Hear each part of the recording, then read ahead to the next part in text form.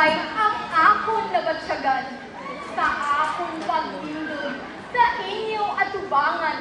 Halipay sa kasing-kasing nga hindi matupungan. Tungod sa Grade 12. inyong mga manaya-naya 11 ka na. akon na talupangdan.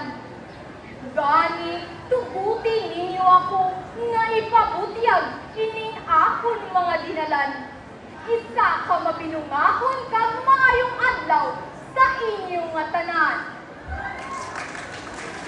Sa atong talapurong nga principal, Sir Jonathan M. Herange, mga bisita sa mga tumalambong, mga manunudlo, kag mga estudyante, pareho kong nga mapisan, akong ginahangyo nga kabay inyo ako tugutan kag pamatian.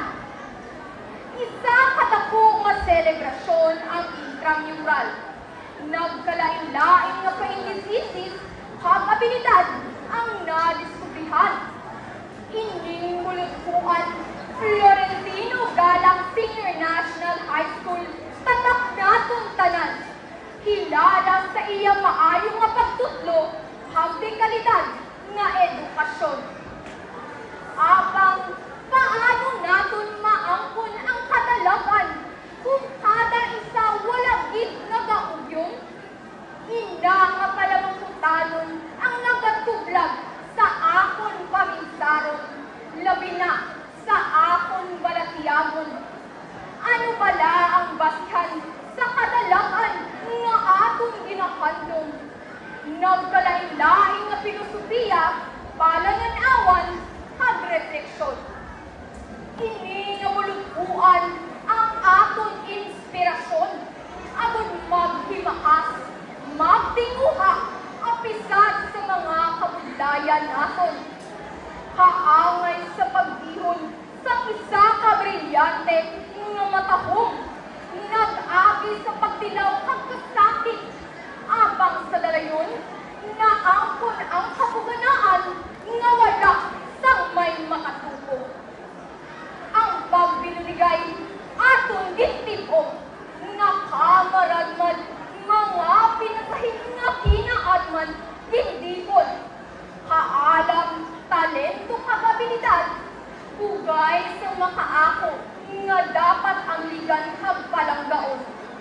Gani aton gamiton sang bukus naton nga ikasarap para sa kayuhan kag palaabuton.